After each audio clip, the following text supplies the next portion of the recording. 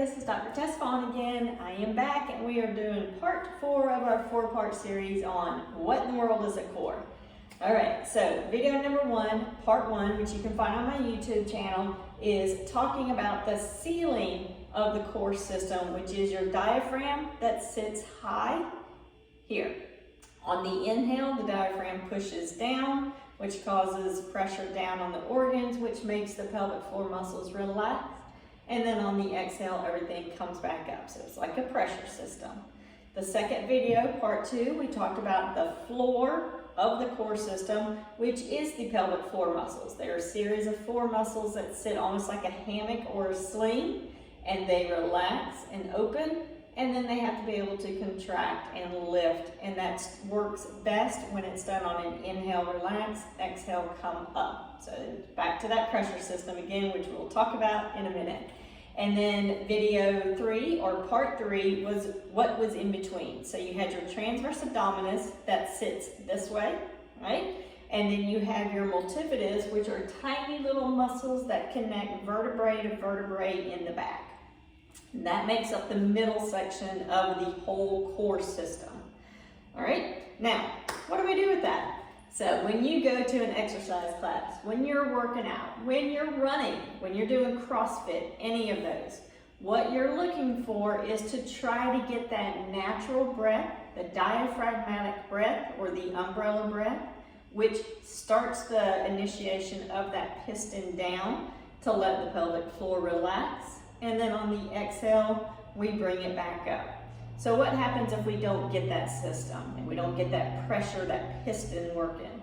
So that would be like, here's our system, here's our pressure, here's our abdominal area, the core. You have diaphragm at the top, pelvic floor on the bottom. Now what if we walk around with our stomach tucked in all day long? That would be like taking this balloon or that pressure system and holding it right here in the middle, keeping our belly tight. What that does is you see that pressure has to go somewhere. This is normal. We keep our stomach tight, trying to keep it flat all day long, and we now have pressure going somewhere. Has to go somewhere, right? So that can either cause headaches from up here if that pressure is going up and we're breathing high, or that pressure is going to go down low, which can cause leaking, constipation, can lead to painful sex, lead to butt pain, back pain, hip pain, all of that, because that pressure has to go somewhere and it's putting all that pressure down below. So if we talk about a normal breath, we want that diaphragmatic or umbrella breath. So if you think about here, my hands are on my lower rib cage. If I do an inhale from down low like we're supposed to, my hands will open up like an umbrella opening. So I'll inhale. You see my elbows expand, and then I'm going to exhale, and it zips back in. Inhale, exhale. Okay, so all the pressure, that breath and that air is filling from here, which is again allowing our diaphragm to push down onto the pelvic floor to relax and bring it back up. Now you saw me do that pursed lip breath on the exhale, which is a, right, like you're blowing through a straw. Now the point of that is a natural way that the nerves and the muscles turn on to bring our pelvic floor engaged, to get the TA to engage, and to get those multifidus to engage. All of that works almost like an internal back brace, right? So the more that we can get our breath to help with the work, the more effective and efficient contraction we have. So when you're working out, what that would look like is if you're about to do a squat, you're going to be here. If you have your weight, you have a kettlebell, dumbbell, whatever it is you're working on, you would do your inhale from down low. So it would look like this. Inhale. Exhale, blow out through a pursed lip. And back up. Right? If you're doing an overhead press, it's here. You have your weight. You're stacked, shoulders over hips. On the inhale, it's a down low belly breath. Inhale. Exhale. As we lift, okay?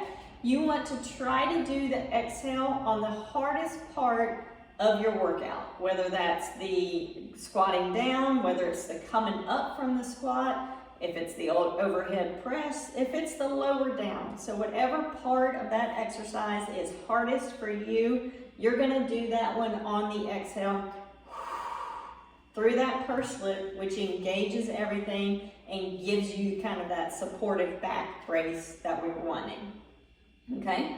The other thing that we find is that if we're keeping things tight, so we're keeping our stomach tight all day long, or we have back pain that we've had for a long time, those muscles kind of shut down. They forget what they're supposed to do. So it's about retraining them and getting back to that pressure system.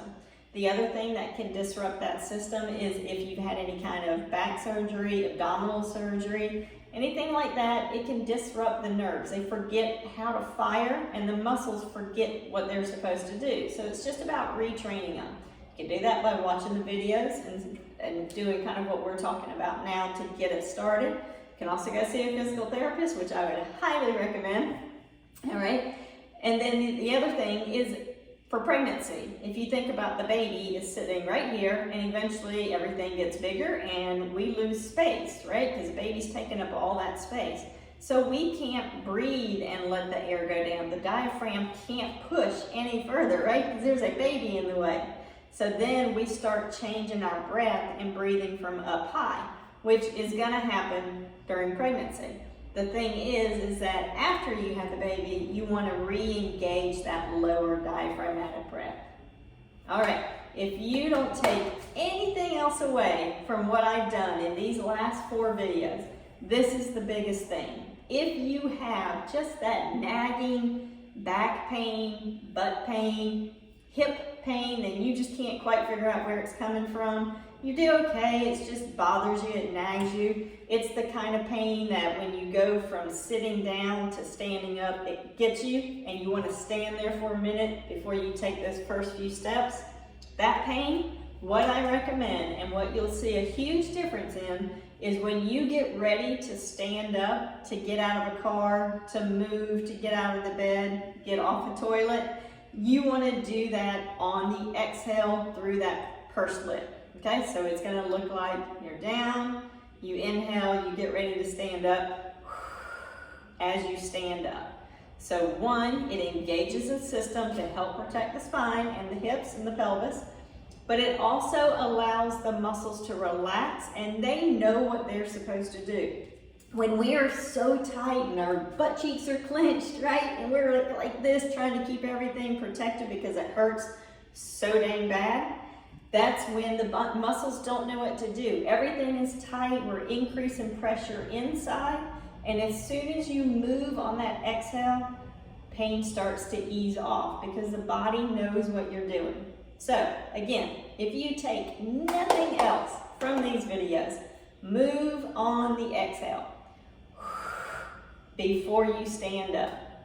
All right, let me know if you have any questions, leave comments, subscribe, email me. Let's get together. Thanks.